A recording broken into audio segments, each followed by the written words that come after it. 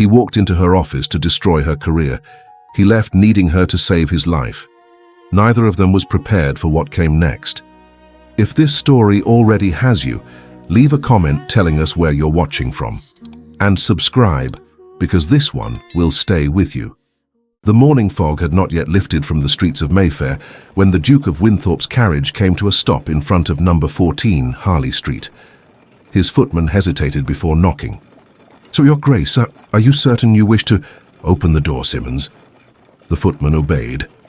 Edmund Ashford, the 8th Duke of Winthorpe, stepped down from the carriage with the kind of deliberate ease that powerful men spend years perfecting. His coat was midnight blue, perfectly fitted across broad shoulders. His jaw was set. His expression was the one he wore when walking into a negotiation he had already decided to win. In his gloved hand, he carried a folded document. 214 signatures, lords, physicians, members of Parliament, all of them agreeing on one thing. A woman had no business practicing medicine in London. He had not needed to read the petition twice. The moment Lord Hargrove had placed it before him at the club, Edmund had signed without pause. A female physician was a scandal, a disruption, an affront to the natural order of a society that functioned, quite well in his opinion, precisely because everyone understood their place within it. He was not here out of cruelty. He was here out of principle. That was what he told himself as he pushed open the door. The waiting room was not what he expected. It was clean, immaculately so. The walls were painted a soft ivory, and thin morning light, what little filtered through the London grey, fell across a row of chairs where 3 patients sat waiting in silence. An older woman, a working man with his arm wrapped in linen, and a child, perhaps 7 years old, who looked up at Edmund with wide, unafraid eyes. There were no gilt frames, no aristocratic portraits. Only a single shelf of medical texts, in Latin, in French, in English, and a small wooden plaque above the inner door that read, in clean carved letters, "Every patient deserves to be seen." Edmund looked at the plaque for one moment longer than he intended to. Then the inner door opened. She was not what he expected either. Dr. Jane Ashworth was perhaps 26. She was dressed simply. A dark green dress with a high collar, her dark hair pinned back with the kind of efficiency that suggested she had no patience for decorative arrangements. She held a leather folder in one hand and was still writing something as she walked, finishing a sentence before she looked up. When she did look up, she did not react to him the way most people did. She did not step back, did not straighten in deference, did not offer the small involuntary lowering of the eyes that Edmund had received from virtually every person he had encountered since the age of 18, when he had inherited the dukedom and all the invisible gravity that came with it. She simply looked at him, the way she might look at a patient she had not yet diagnosed. "Your Grace," she said. Her voice was measured, unhurried in a way that was not performance. It was simply how she was built. "I don't believe you have an appointment. I don't require one. In this room," she said pleasantly, gesturing to the waiting patients, "everyone requires one." The working man near the window hid a smile behind his hand. Edmund held out the document. "I am here on behalf of the London Society of Physicians and a considerable portion of the House of Lords. This is a formal notice of petition to revoke your medical license, effective within 30 days, pending review by the—" "I know what it is," she said. He paused. "Lord Hargrove sent me a copy 2 days ago." She set her leather folder on the front desk and took the document from his hand, not snatching it, simply taking it the way one accepts something one has already prepared for. "I've read it. I've also prepared my legal response, which will be submitted to the board by Friday." She looked up. "Is there something else, Your Grace? Or did you come personally to deliver a document your secretary could have sent by post?" The child in the corner giggled. Edmund did not look at her. There was something about the steadiness of Dr. Ashworth's gaze that he found. Irritating was the word. Not unsettling, irritating. She was looking at him the way one looks at a problem that is inconvenient but entirely solvable, as though he were the obstacle, not she. "I came," he said carefully, "because I believe in the weight of a personal communication. And because I wish to make clear that this is not a personal attack, Dr. Ashworth, it is a matter of order, she finished. Yes, I've heard the argument. She tilted her head slightly, and something shifted behind her eyes. Not cruelty, but precision. The look of someone who is listening to a case she has already heard and found wanting. May I ask you something, Your Grace? He did not say no. The 3 patients in this room, she said quietly. Mrs. Henley has been managing a heart condition for 4 years. William, the gentleman by the window, fractured his wrist last month and has been unable to work since. And Clara, she glanced at the little girl who waved at Edmund with complete earnestness, came to me 6 weeks ago with a fever that 3 other physicians dismissed as nerves. She paused. She nearly died. I caught it on the 2nd visit. The room was very quiet. Now, she continued in that same unhurried tone, you are welcome to revoke my license. The board may well agree with you, but I would be grateful if you could tell me which of the 214 gentlemen who signed that document plans to take over their care. Edmund said nothing, because there was nothing to say that would not sound, even to him, like exactly what it was. She held his gaze for 1 beat longer. Then she picked up her leather folder, said, I have patients waiting, and turned back toward the inner door. Edmund did not move. He was going to respond. He was formulating the response, measured, authoritative, reasonable, when something happened that had not happened to him in a very long time. The room tilted. It was subtle. A slight heaviness at the back of his skull. A coldness that moved through his fingers, despite the warmth of his gloves. He had felt it before, twice in the past month, and both times he had attributed it to poor sleep and overwork, the country estate, the parliamentary sessions, the negotiations with his solicitors over the northern properties. He was 42 years old, and he had never once been ill a day in his life. He straightened, put one hand, discreetly, he thought, against the doorframe. Dr. Ashworth had almost reached the inner door when she stopped. She did not turn immediately. It was as though she had sensed something in the air behind her, a shift in the room's atmosphere, barely perceptible to anyone else. Then she turned, and she looked at him, and her eyes did something they had not done before. They focused, not with alarm, with the particular unmoving intensity of a physician who has just seen something that demands her full attention. She set her folder down on the desk again, walked back toward him slowly. He straightened further and prepared to tell her he was perfectly fine, that he had simply... Give me your hand, she said. I beg your hand, Your Grace, the left one. Something in her voice, not softness exactly, but a certainty so absolute that it left no room for argument, made him remove his glove before he had consciously decided to do so. She took his wrist between her fingers and pressed 2 fingertips against the inside of his pulse point. Her touch was professional, completely steady, and yet it was the first time in a very long time that someone had touched Edmund Ashford with the sole purpose of understanding what was wrong with him, rather than what he could give them. He watched her face while she counted. She did not look worried. She looked focused. There was a small line between her brows, just one, and her lips pressed together slightly in the way of someone adding numbers in their head and not entirely liking the total. Then she released his wrist. Her eyes lifted to his. How long, she said, have you been having the dizziness? The question landed before he could prepare for it. I'm not... Your pulse is irregular, she said, not unkindly, directly. Not dramatically so, you would have noticed dramatically, but there is a pattern to it that concerns me, combined with the pallor you're carrying. And yes, I noticed the moment you walked in, and the way you just used that door frame for support. She paused.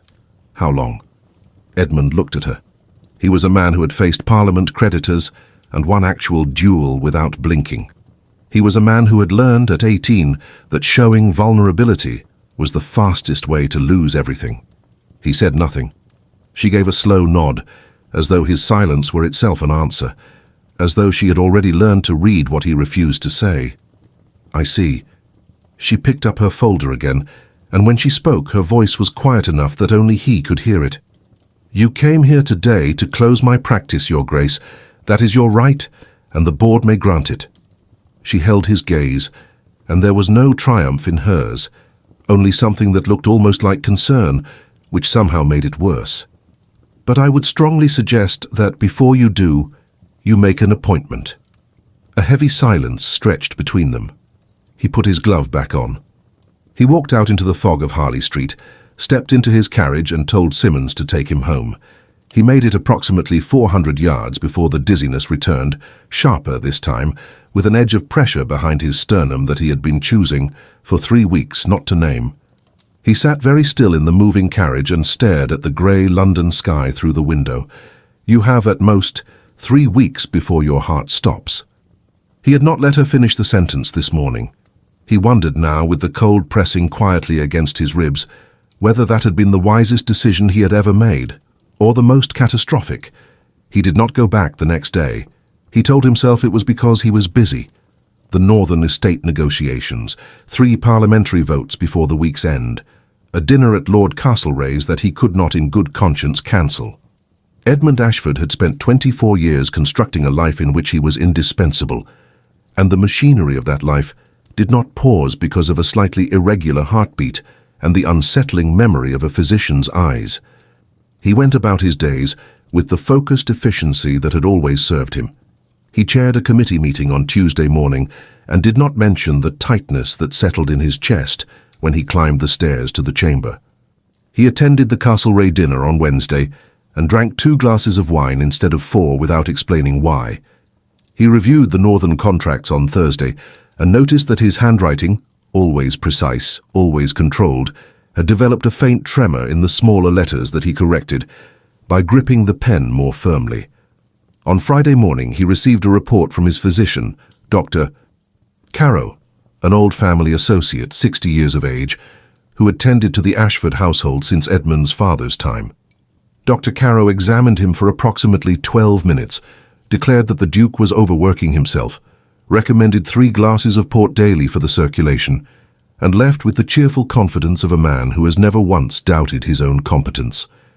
Edmund sat in the chair after he left and looked at his hands. The tremor was still there. It was finer now, barely visible unless you knew to look. But he knew. He had the particular curse of a precise mind. He noticed everything, catalogued everything, and could not unknow what he had already understood. His body was telling him something, and Dr. Carrow had not listened to it. She had listened in 30 seconds. He stood and walked to the window. Outside, London moved in its perpetual grey current, carriages and vendors and ladies with parasols navigating the damp cobblestones of Park Lane. The world proceeding as it always did, indifferent to the quiet, mechanical failure occurring behind his ribs. He thought about the petition. 214 signatures. His had been the first. He had signed because it was logical. Because the world had an order, and that order served a function, and disruptions to it, however well-intentioned, created chaos that someone always had to manage.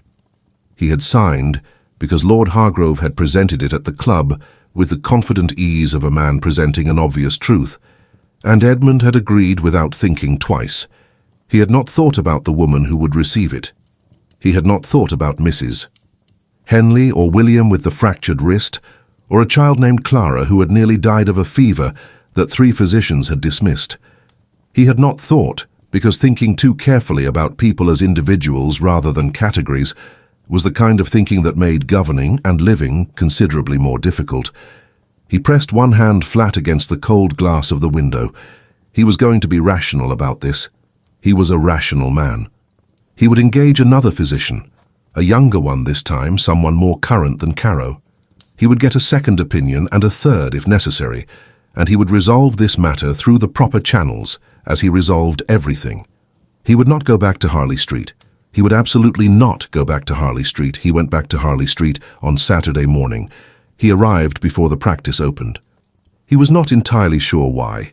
Some instinct that arriving early was less humiliating than arriving during surgery hours, when the waiting room would be full, and the working man by the window might recognize him.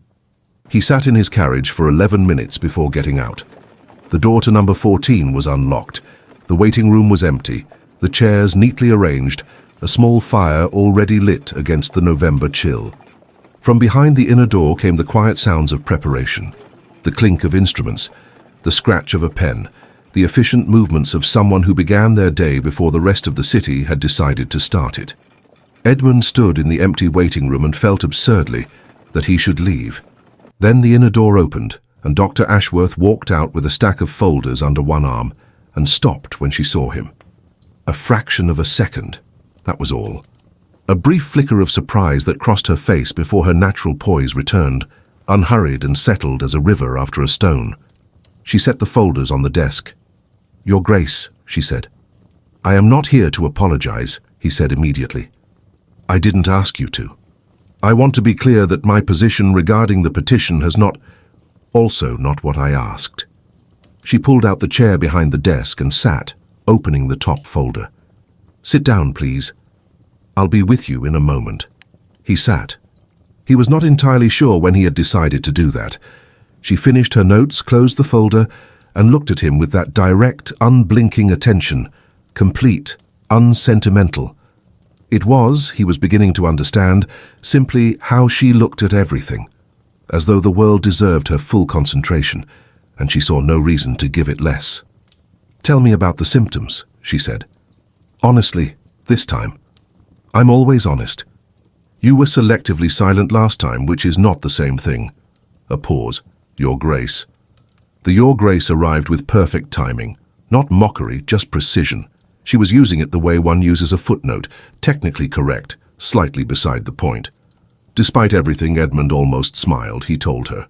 Not everything, not immediately. He began with the dizziness, which she already knew about, and moved through the account in the ordered way he did most things. Chronologically, factually, without embellishment. The first episode, 6 weeks ago, the recurrence, the pressure behind the sternum, the tremor in the hand. She listened without writing anything down. She was watching his face and his hands, and something about the way he held his shoulders that he could not have articulated, but suspected she was already interpreting. When he finished, she stood and came around the desk. "May I examine you properly?" He nodded once. She worked with the concentrated efficiency of someone who has done this thousands of times and still does not take it lightly. Her fingers at his wrist again, longer this time. The stethoscope, a newer model he noticed, French-made, pressed with careful precision to his chest.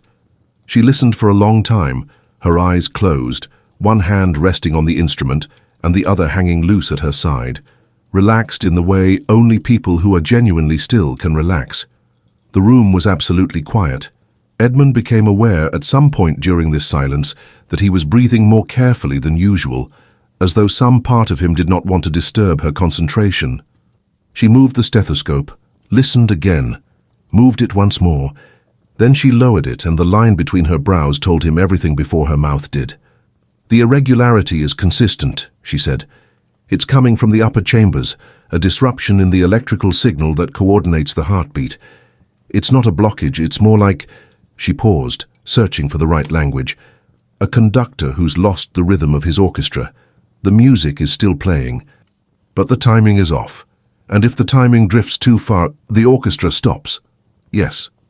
The word sat between them in the quiet room. Edmund held her gaze. She was meeting it with the same directness she always had. But there was something else now, something she was not quite hiding. Not pity. Something quieter than pity. She was worried about him, not about the petition, not about his title, not about what his survival or his death meant for her practice or her license. She was looking at him the way Clara the child had described. "She fixed me," as though fixing was simply what she was built to do, and leaving something broken was the one outcome she could not accept. Edmund Ashford had been managed by solicitors and flattered by peers and feared by tenants for 24 years. He could not, in that moment, think of the last time someone had looked at him as though they were simply, entirely, on his side. "What is the treatment?" he asked. His voice came out quieter than he intended. She sat back down, and when she spoke, she looked at the window rather than at him, giving him, he understood, a moment he had not asked for, but apparently needed. Rest. Real rest. Not reduced parliamentary hours. Diet changes. Regular monitoring. A pause. "And you cannot continue as you have been. Whatever it is that drives you at the pace you operate, it is killing you. She glanced back at him, slowly and preventably. But only if you stop. I have responsibilities. You have a body, she said, with a simplicity so complete that it silenced him entirely. Everything else is something you chose. Your body is what you were given, and it is asking you, rather insistently at this point, to pay attention to it. Edmund looked at his hands, the left one, the one she had taken the first time. He turned it over, palm up, and thought about the way she had held his wrist. Completely businesslike. No flourish. No drama. Just 2 fingers against his pulse, counting, listening. How long, he said, before this becomes irreversible? She was quiet for a moment. If you do nothing. Her eyes came back to his. Weeks. Perhaps less. A beat. If you let me treat you, properly, consistently, I cannot promise you forever, but I can promise you considerably more than weeks. Edmund stood. He moved to the window and stood with his back to her for a moment, looking out at the empty Saturday morning street. A woman with a basket, a boy chasing a dog, the ordinary oblivious world. When he turned back, his expression had settled into something new. Not quite the arrogance of the first visit, not quite humility, something between a man who has spent his entire life deciding the terms of every negotiation, confronted for the first time with a negotiation that is non-negotiable. I will require complete discretion, he said. Every patient does. No one can know I am. No one will. She said it without ceremony, as though his dignity were simply not in question. You are not a case study to me, Your Grace. You are a patient. The warmth of the fire, the smell of dried herbs, lavender and something sharper, medicinal, drifting faintly from the cabinet along the wall. The scratch of her pen as she opened a new folder and began writing. I have not withdrawn the petition, he said. He said it not to wound her, but because he was, above all things, a man who could not pretend. Her pen did not stop. I know, she said. The silence held between them, not comfortable, not hostile. Something more complicated. 2 people who have already been honest with each other about the worst of it, standing in the strange quiet that remains after honesty. Monday, he said finally, 7 in the morning, before your other patients. She nodded once. He put on his hat, crossed the waiting room, and let himself out into the Saturday street. He stood on the pavement for a moment, breathing the cold November air, listening, for the first time, to the rhythm of his own chest. Irregular, uncertain, still beating, for now. He arrived on Monday at 6:58. She was already there. She did not comment on the earliness, only unlocked the inner door and handed him a printed card, handwritten, actually, in clear, precise script, that listed in 2 columns what she had titled Protocol for the Treatment of Cardiac Arrhythmia, Patient A.W. He looked at the initials. You've already given me a pseudonym. I've given you privacy, she corrected. Sit. The inner consulting room was small and functional. A desk, a high-backed chair for the physician, a wooden examining chair for the patient, positioned near the window where the morning light was best, a cabinet of instruments neatly ordered, dried herbs in small glass jars on the upper shelf, foxglove, hawthorn, valerian, alongside French medical texts and a stack of journals with pages heavily annotated in her handwriting. She had built this room, he understood, the way one builds something that needs to last, carefully, with the assumption that it would be used. He sat in the patient's chair, which was, he discovered, an experience entirely different from every other chair he occupied. In every other chair, Edmund Ashford was the center of the room. In this chair he was, not diminished precisely, but oriented differently. The room's logic placed her as the authority and him as the subject of it, and the strange thing was that he was beginning to understand why. She handed him the foxglove tincture first, a small glass, precise dosage measured to the milliliter. He looked at it. Digitalis, she said, derived from the foxglove plant. It's been used for cardiac conditions since the 1780s. Dr. Withering's research. A pause. It will slow the rate and regularize the rhythm, but the dose is critical. Too little and it does nothing. Too much, also fatal. "Which is why," she said evenly, "you will only take this under my supervision, not at home. Not self-administered, here where I can monitor the response." Her eyes met his, unblinking. "Do you understand?" He drank it without ceremony. She sat across from him and watched with that focused stillness, one hand on the desk, eyes tracking not just his face but his color, his posture, the small involuntary signals the body sends before the mind has caught up. "The card," she said, nodding to the protocol in his hand. "The dietary restrictions are on the second column. No port. No excessive red meat. More rest than you are accustomed to taking. You will need to cancel at least 2 of your evening obligations per week." "That is not possible." "It is necessary." A heavy quiet fell. Neither of them moved. The fire crackled. Outside, a cart rumbled down the street, indifferent to the conversation happening above it. "You are not a patient man," she said. It was not a judgment, just an observation, the way she observed everything. "No. You're also not accustomed to being told what to do." "No." She folded her hands on the desk. "Then let me say this simply. In this room, your title has no particular relevance. What matters here is whether your heart is beating correctly. I need you to follow the protocol not because I enjoy giving instructions, but because the alternative is that you die in a hallway somewhere, and I will have spent 3 weeks watching that happen when it didn't need to." She paused. "Is that clear enough, Your Grace?" The morning light, the small glass of foxglove tincture now empty, the jars of dried herbs, the annotated medical journals. He found, to his considerable surprise, that he trusted it. "Clear enough," he said. She nodded once, picked up her pen. "Tell me about your sleep." The second week was harder. Not because of the treatment. The foxglove was working quietly and persistently, the way good medicine works, not with drama, but with incremental corrections. By the end of the first week, the tremor in his writing hand had lessened. By the middle of the second, he had climbed the stairs to the parliamentary chamber without the familiar tightening behind his sternum. The treatment was working. What was harder was the appointments themselves. Not because they were unpleasant. They were not, or not in the way he had expected. She was professional, rigorous. She took notes in her folders with the concentrated efficiency of someone who forgets nothing and intends to use everything she learns.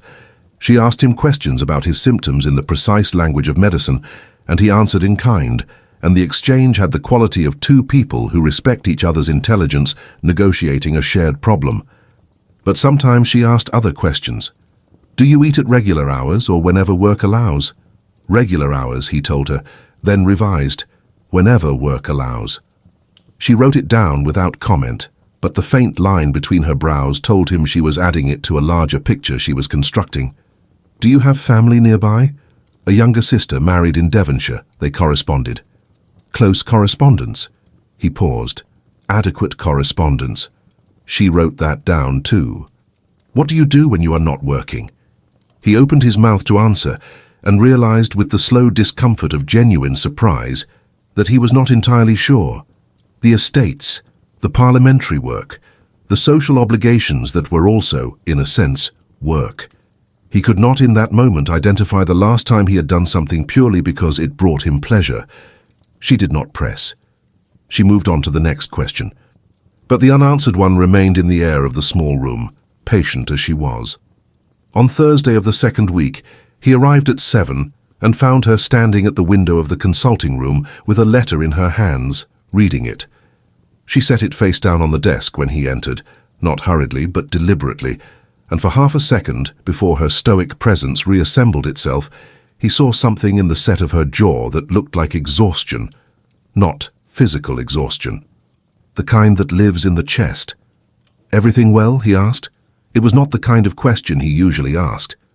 She glanced at him. Something flickered behind her eyes.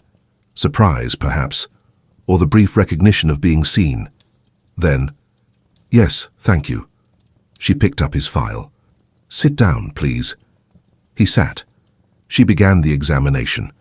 But he found himself, without entirely planning to, watching her face in a different way than he had before. Not assessing it, not analyzing. Simply watching the way someone watches a thing they have begun, without deciding to find valuable. She had shadows under her eyes today. Her movements were as precise as ever, but there was something behind the precision that was working slightly harder than usual to maintain itself. A thread pulled taut. He thought about asking again, decided against it.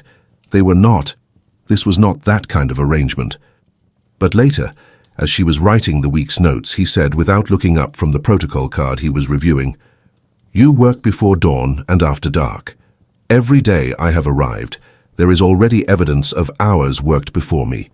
And on Saturdays, you see patients who cannot pay your full fee. I noticed the discounted entries in the schedule when I first sat down." She looked up, watchful. "Why?" he asked. The question landed in a silence she did not immediately fill. She had the look of someone deciding how much of the truth to give, and then deciding quietly to give it all.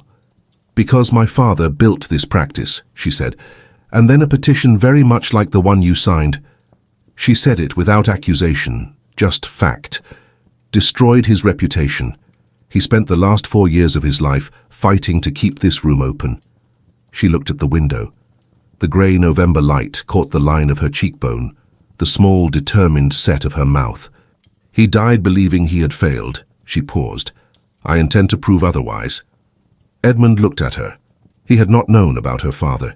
He had signed 214 signatures worth of not knowing and not asking and not thinking about what the abstract principle of social order cost the people on the other side of it. He said nothing. There was nothing adequate to say.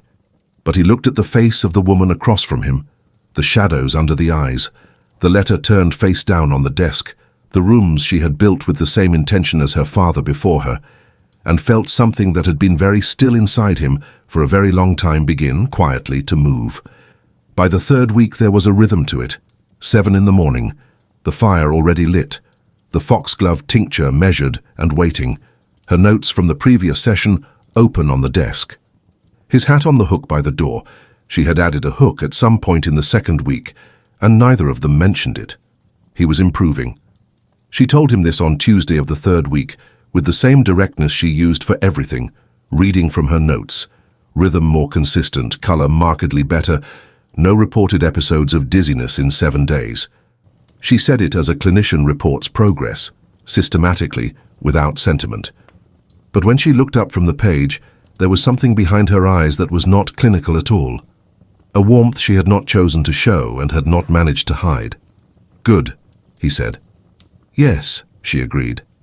A pause, the kind of pause that has weight in it. She went back to writing. He watched the movement of her pen across the page and thought, not for the first time, about the quality of her concentration. When she wrote with her whole attention. When she listened with all of it. She gave the thing in front of her everything she had, without apology and without performance, and there was something about being on the receiving end of that attention, genuinely received, genuinely considered, that Edmund Ashford had not realized he was missing until he found it in the most unlikely room in London. "You're watching me write," she said without looking up. "I'm waiting for you to finish." "You've never waited patiently for anything in your life." She turned a page. "What were you actually thinking?" He considered deflecting. He was very good at deflecting. "I was thinking," he said, "that you are the most completely present person I have ever met." She stopped writing. She did not look up immediately. There was a pause, 3-4 seconds, in which the pen remained still on the page, and the fire made small sounds in the grate, and the morning light shifted almost imperceptibly against the wall. Then she looked up. Whatever she had been wearing as a professional shield for the past 3 weeks, the deliberate distance, the clinical language, the careful structuring of each session into questions and answers, it was thinner now. Something behind it was very present, very close to the surface, looking back at him with unguarded attention. She began. "An observation," he said. He stopped. He was not entirely sure what it was not. She held his gaze for a moment. The light through the window, the faint smell of lavender and foxglove, and the particular coldness of early morning that had already become, to him, inseparable from the feeling of being somewhere he wanted to be. Then she looked back at her notes. "Your pulse this morning was 62, she said. That is the first time it has been below 70 since you came to me." He let her have the redirect. It was gracious of her, and he recognized it as such. But 62. He thought about that, walking home in the cold November morning. Thought about what it meant that his heart was slowing, not failing finally, but settling, finding its rhythm. As though the body, given the proper conditions, remembered how to do the thing it had always been built to do. He wondered, with a precision that surprised him, whether the same was true of other things. Thursday of the third week, she was late. He waited in the consulting room, 7:05, 10 past. The tincture was measured and waiting on the desk. Her coat was on the chair. She had arrived then. He sat in the patient's chair and listened to the sounds of the building. Rain had started some time before dawn, and the windows breathed with the particular rhythm of a London morning, trying to decide whether to get worse. At 7:12, the inner door opened, and she came in quickly, a folder under one arm.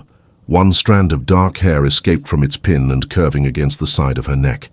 She did not appear to notice it. He noticed it with the involuntary precision of someone who has, without permitting himself to, begun to memorize the details of a face. "Forgive me," she said, sitting. "There was a matter I needed to attend to." "What kind of matter?" She glanced up. He had said it in the tone he used for everything, level, attentive. But something behind her eyes registered the question as more than courtesy. "The board responded to my legal filing," she said. She met his gaze, and he could see it now, a barely perceptible tightening at the corner of her mouth, a steadiness she was maintaining by effort rather than ease. "They've moved the review up, 3 weeks from now instead of 6. A pause. "It is not. The outcome is not certain." Edmund looked at her. The petition, his petition, 214 names, his own, at the top. "I see," he said. She nodded and picked up her pen. He thought about Clara, about Mrs. Henley, about William with the fractured wrist, about the letter turned face down on the desk, and the shadows under her eyes and the hook she had added for his hat, and 62 beats per minute, and the way she had looked at him when he said she was the most completely present person he had ever met. He thought about his father's physician, old, certain, comfortable with the order of things, 3 glasses of port for the circulation, the man who had not listened to him in 12 minutes. The man who would have let him die in a hallway somewhere without ever understanding why. He thought about the small wooden plaque above the door. Every patient deserves to be seen. He made a decision. He did not say so. He simply finished the session, took the protocol card, put on his hat, and walked out into the November morning with the particular quiet of a man who has just understood something he can no longer ununderstand. He went to Lord Hargrove's club that same evening. He did not go for the dinner. He went because Lord Hargrove was there, as he always was on Thursday evenings, settled into the corner chair by the fire with a brandy and the comfortable authority of a man who has never once questioned whether his comfort comes at someone else's cost. Edmund sat across from him. "Winthorpe." Hargrove raised his glass. "Good to see you looking better. You were rather grey at Castlereagh's last week."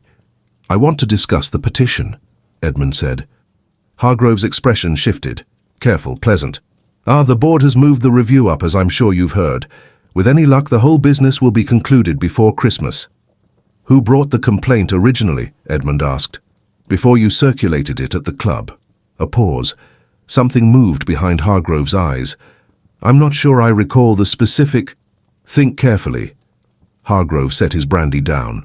The fire popped. The club murmured around them with its usual comfortable noise, the low voices of men who have never had reason to question the furniture of their world. "Her father," Hargrove said finally, "Thomas Ashworth, 12 years ago. He was practicing theories that were unorthodox, Winthorpe, unproven methods. There were complaints. Were the complaints substantiated? There was a review. Were they substantiated?" Edmund repeated. Silence. "Not formally," Hargrove said after a moment.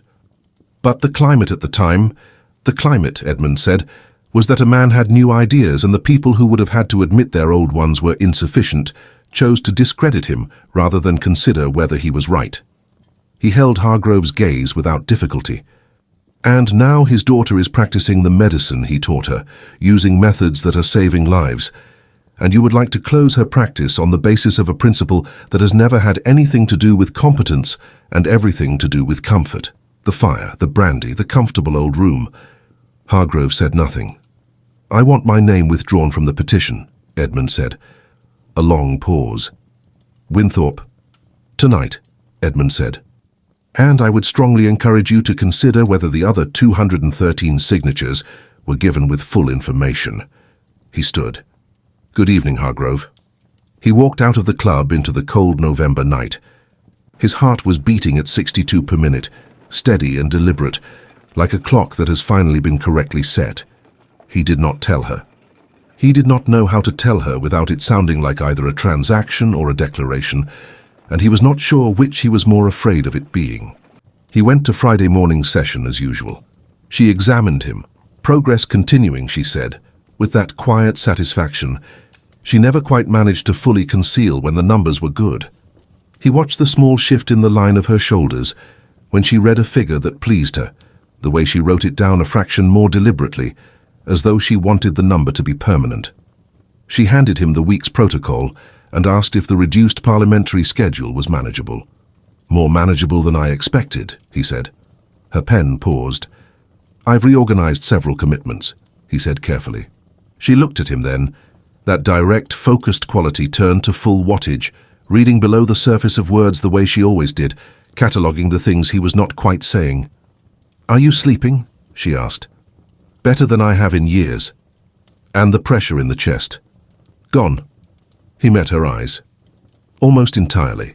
She nodded and looked at the notes.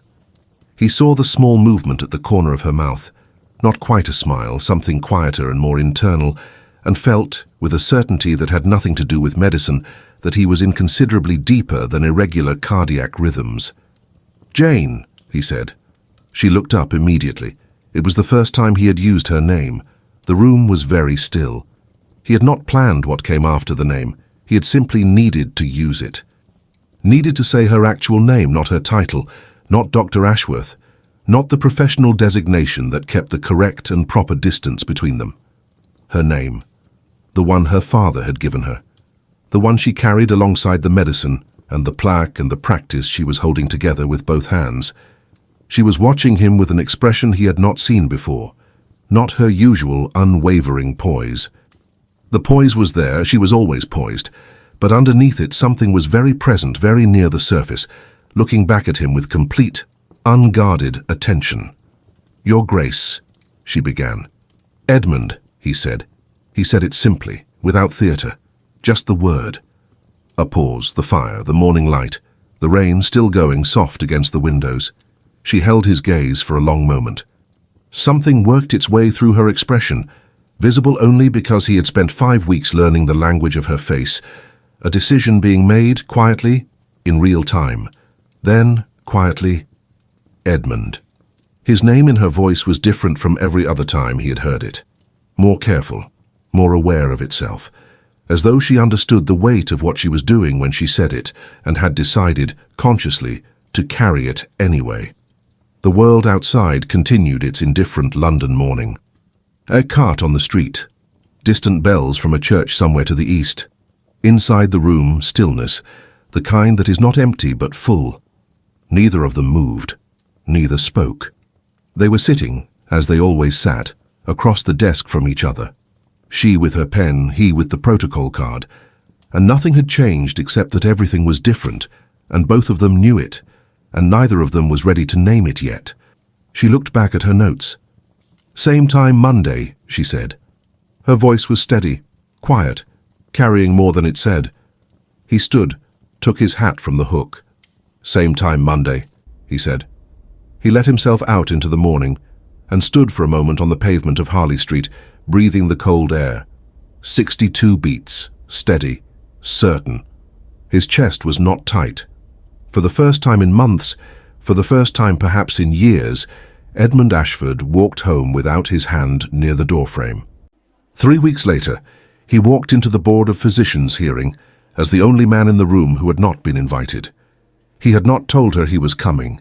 He had not told anyone. The hearing room was a long, wood-paneled chamber in the Society of Physicians on Pall Mall, the kind of room designed to remind everyone in it of the weight of institutional authority. 12 physicians in a row, Lord Hargrove at the far end, looking startled to see him, a clerk, and Jane, sitting alone at the centre table with her folders and her unshakable calm, and her back very straight, the way it always was when she was working harder than anyone could see. She turned when he entered. Her expression changed. A flash of something swift and unguarded crossed her face, too fast to name and too real to ignore, and then it settled back into steadiness. But he had seen it. He catalogued it the way she catalogued heartbeats, filed it, held it. He sat in the gallery. He did not speak yet. He watched. She was extraordinary. He had known she was competent. He had spent 5 weeks understanding the precise degree of her competence. But watching her address the board, clear, methodical, unintimidated, placing her case with the same precision she placed a stethoscope, he understood that competent was inadequate. She was exceptional. She was doing what very few people could do. She was making 12 powerful men confront an argument they could not defeat without admitting they had not tried. When the board's chairman moved to call the formal vote, Edmund stood. "I would like to address the board." Every head in the room turned. Lord Hargrove closed his eyes briefly. Edmund walked to the front of the room. He stood beside Jane's table, not in front of it, not replacing her. Beside it. She looked up at him from her chair, and he looked down at her briefly, and something passed between them that did not require words. He faced the board. 12 years ago, he said, a petition was brought before this society against Dr. Thomas Ashworth. I was not present for that review. I was not yet a member of this society, but I am familiar with its conclusion, and I am increasingly familiar with its basis. He paused. It was not based on negligence. It was not based on harm to patients. It was based on discomfort, on the threat that a man with better answers posed to men who had built their careers on older ones. The room was very quiet. 3 months ago, I signed the petition against Dr. Jane Ashworth for the same reason her father's colleagues signed against him 12 years ago, because the principle of her existence in this profession challenged an order I had not thought carefully enough about. He looked at the chairman. I have since thought carefully about it. He placed a document on the table, not a petition, a letter, countersigned by 9 members of the House of Lords and 4 of the most prominent private physicians in London. I am requesting that the board not only retain Dr. Ashworth's license, but that they formally recognize what she has done in this practice in the 3 years since she opened it. He looked along the row of faces. You may choose not to. The order of things permits that. But I would ask each man in this room to look at what he knows about the evidence before him, and ask himself whether what he votes today is what he will be content to have voted in 10 years' time, when the world has caught up to what she already knows. He sat down. He did not look at Jane, he looked at his hands. Steady, no tremor. 62 beats, quiet and certain, behind his ribs. The chairman called the vote. She found him in the corridor afterwards. The vote had been 7-5 in her favor. Not a sweeping vindication, but a decision. A door that would remain open. She was moving toward him before he fully registered she had left the chamber. Her folders were still under her arm, and her grounded steadiness was entirely intact, except for the brightness in her eyes. The kind of brightness that is held deliberately just at the edge of something larger. You didn't tell me, she said. No. You could have warned me. You didn't need warning, he said. You were extraordinary without it. The word landed between them and stayed there. Extraordinary. He had not softened it, and she did not deflect it. She simply received it, the way she received everything he gave her that was true, with stillness. Around them the corridor was clearing, the board members filing out, the clerk gathering papers, the institutional machinery of the day reassembling itself. In the corridor, outside the formal room, with the November light coming through the high windows and her folders pressed against her chest, and his coat slightly imperfect from having stood without ceremony in a room where no one had expected him, they were just 2 people. The distance between them was less than it had ever been. Not physical distance. They were standing the same 3 feet apart they always maintained, but some other kind of distance. The kind built from titles and protocols and professional necessity, and the careful architecture of 2 people who have been circling something for weeks without admitting that they are circling it. That distance was, in this corridor, in this particular light, almost entirely gone. "Your father," he said. "I would like to, if there is a way to formally—" "Edmund." She said his name quietly, stopping him. He stopped. She looked at him. He looked at her. The light. The corridor. The folders and the coat and the 2 of them standing in it. "Thank you," she said, simply, completely. He nodded once, and then, because they were just 2 people in a corridor, and the room with its desk and its professional distance was not here, and because she was looking at him the way she looked at things she had decided to trust, she reached out. Her hand found his, not a grasp, not a gesture, just her fingers resting against the back of his hand for one quiet moment. Warm. Certain. The same fingers that had pressed against his pulse on the very first morning, when she had taken his wrist in a waiting room and begun, without either of them knowing it, to change the entire direction of something. He did not move. He did not breathe. She drew her hand back, straightened. The brightness in her eyes was still there, steadier now, less at the edge. "Monday," she said. Her voice was not quite steady. 7 in the morning. "I'll be there," he said. She turned and walked down the corridor. Her steps were even, unhurried. At the corner, she glanced back just once, and he was still standing in the same place. She almost smiled. He did smile, quietly, to himself. The way a man smiles when he has just understood that the thing he almost lost was the thing that was saving him. The 4 days between the hearing and Monday were the longest of Edmund's recent memory. Not because anything was wrong. Because for the first time in 24 years, something was right. Quietly, tentatively, undeniably right. And he did not quite know what to do with that. He was a man built for problems, for obstacles, for the particular driven focus that comes from having something to solve. He was not, he was discovering, particularly built for the tender uncertainty of waiting. He kept busy, of course. He always kept busy. He met with his solicitors on Friday afternoon and reviewed the northern property contracts with the focused efficiency they expected of him.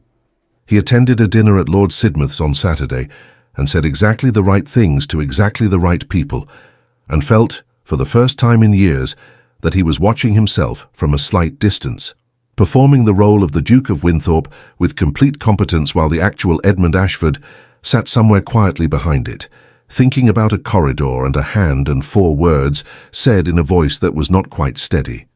Monday, 7 in the morning. On Sunday, he walked in Hyde Park before the rest of the city was awake. The November trees were stripped bare, their black branches drawn against a sky the color of pewter, and his breath came in thin white clouds, and his heart, 61, steady, present. He stopped on the path and simply stood for a moment, his hands in his coat pockets and the cold morning around him, listening to the rhythm he had spent 3 months learning to hear again. It was not a dramatic moment. There were no witnesses and no ceremony. Just a man in a park, alone, aware, perhaps for the first time with genuine clarity, that he was alive and intended to remain so. He thought about Clara. She fixed me, said with the frank confidence of a child who does not yet know that the world sometimes punishes people for fixing things that others preferred to leave broken. He thought about Thomas Ashworth, the man who had built the room on Harley Street and died believing he had failed.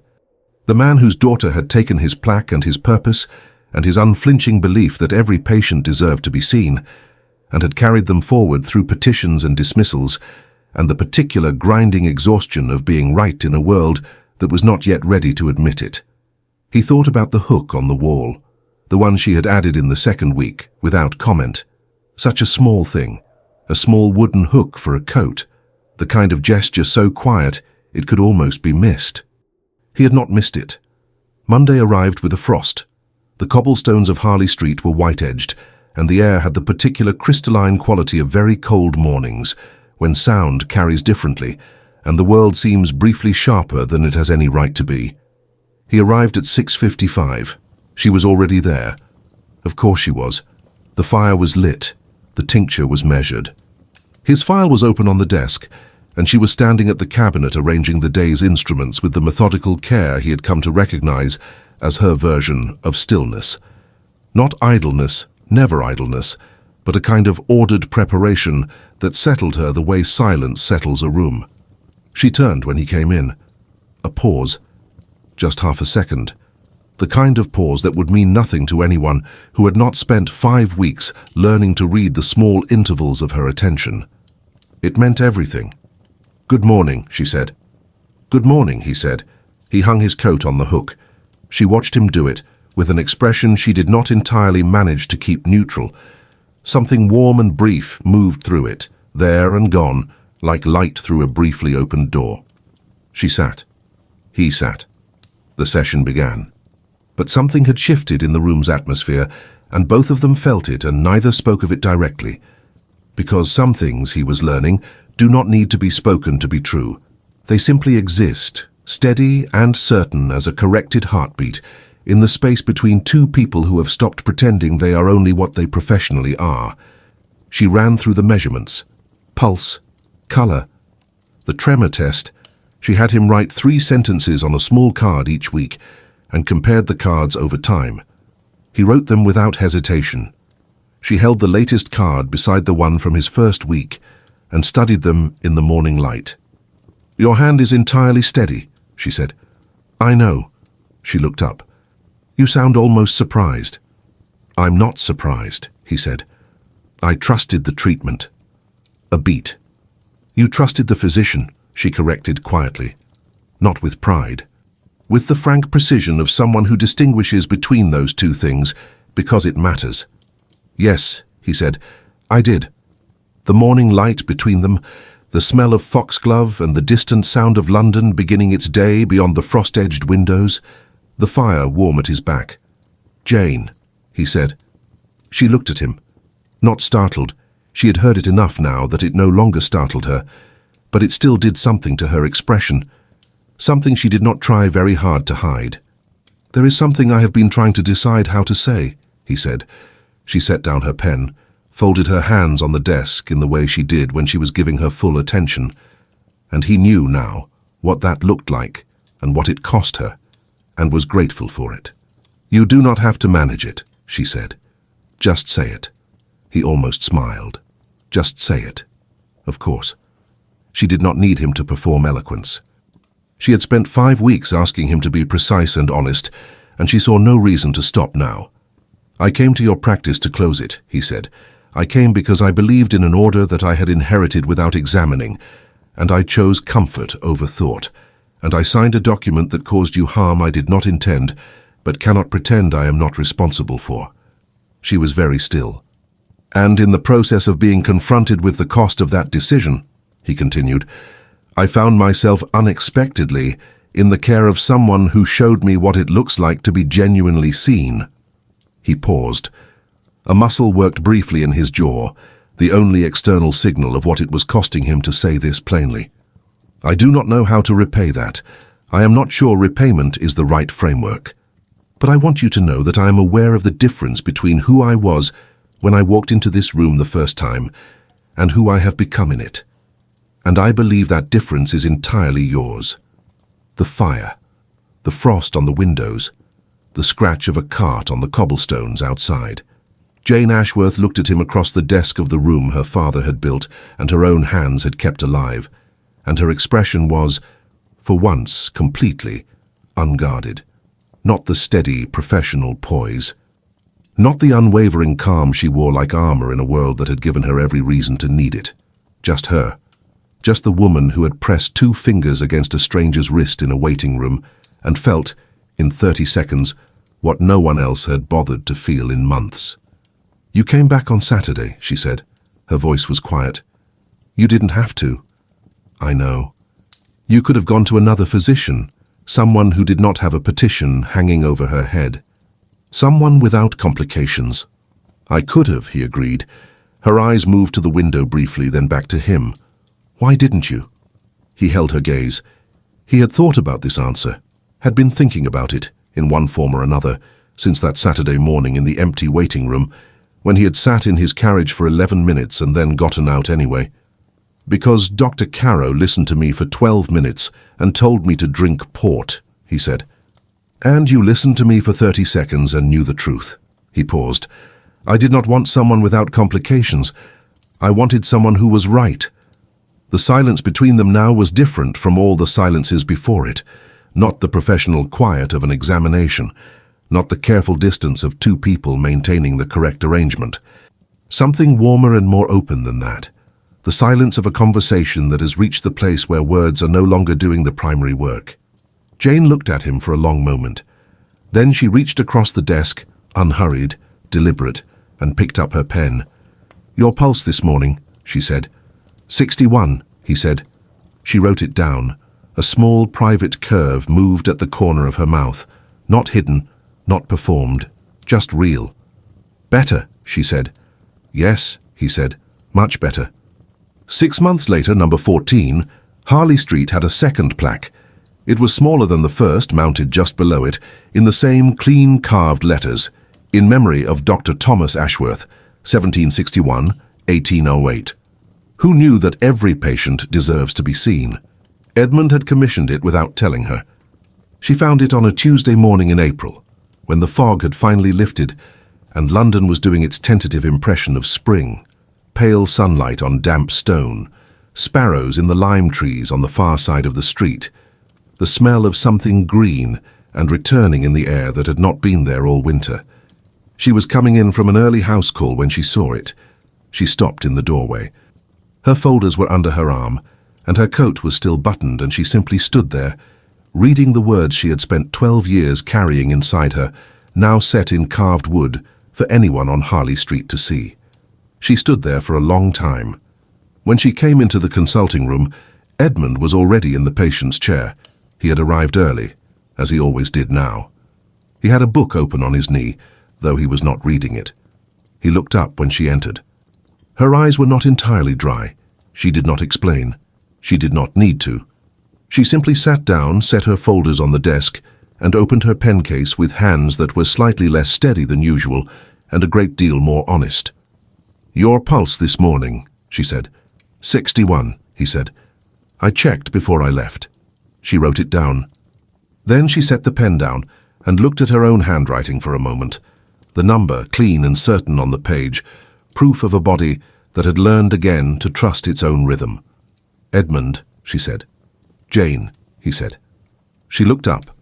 He was watching her with the same quiet attention she had always watched him with, that complete, unhurried presence turned back toward her, as though she too deserved to be fully received. Neither of them was in a hurry. They had both spent too long moving at a pace that left no room for the things that mattered.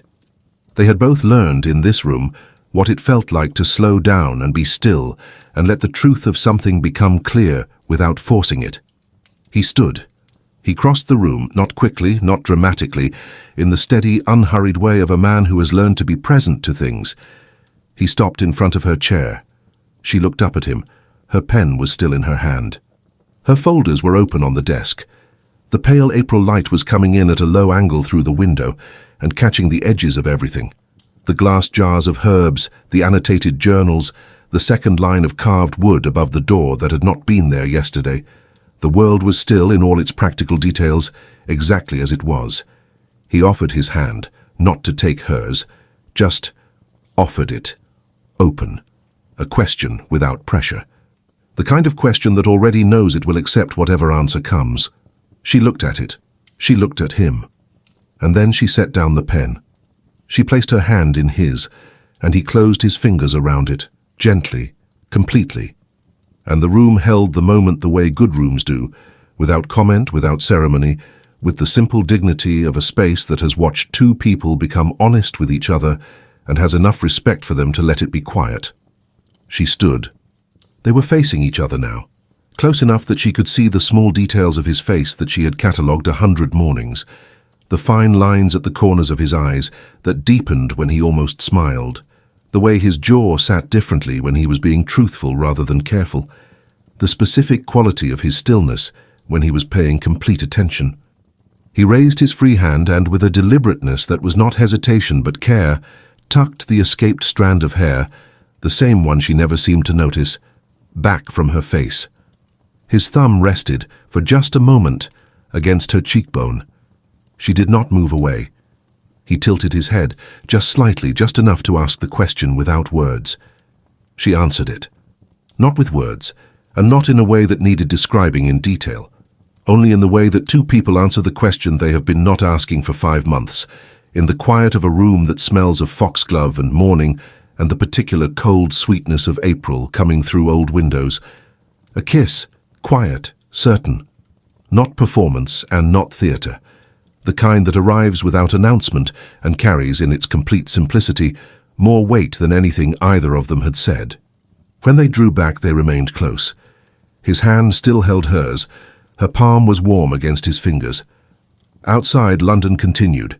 Sparrows in the lime trees, the distant bells from the church to the east, a cart on the cobblestones and a boy calling something in the street below, and all the beautiful indifferent motion of a city that did not know and did not need to know what had just happened in a small room on Harley Street. Jane looked at him. He looked at her. "You're still my patient," she said. Her voice was entirely steady now and entirely warm, and carrying both things at once the way she carried most things, without contradiction, without apology. "I'm aware," he said. 61 beats this morning." 61, he agreed. The curve at the corner of her mouth, not hidden, not performed, just real. She sat back down, picked up her pen, opened the weekly notes with the practiced efficiency of a physician who has a full morning ahead and intends to meet it completely. He sat back in the patient's chair. The fire, the April light, the 2 plaques above the front door, visible from where he sat through the open inner doorway. Every patient deserves to be seen, in memory of Dr. Thomas Ashworth. He read them both. He had read them every morning for 5 months, but today they sat differently in him, not as a reminder of what had been lost or what was at stake, but as a record of what endures, what persists when people refuse to let it go. He thought, not for the first time, that Thomas Ashworth had not failed. He had built a room. He had raised a daughter who knew that every patient deserved to be seen. And he had, unknowingly, impossibly, across 12 years and a carved wooden plaque, taught an arrogant duke to pay attention. That was not failure. That was medicine. He came to her practice to end it. He left learning that the most dangerous thing in London was not a woman who practiced medicine. It was the moment she stopped being a physician to him and became simply the reason his heart remembered how to beat.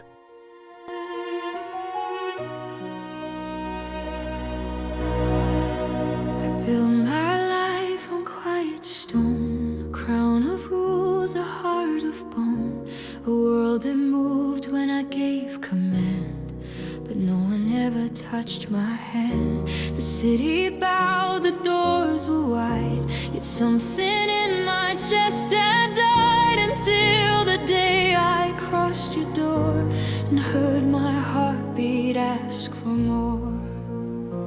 You didn't fear the name I wore. You only listened, nothing more. You were the only cure for a heart that forgot how to feel. Not a crown, not a war, not the power I thought was real. Just your voice in the quiet room where the firelight softly grew. And somewhere between breath and truth, my heart remembered you. You held my pulse between your hands like time itself could understand. Every silence I had made, every choice I was afraid, and all the walls I built so high felt like dust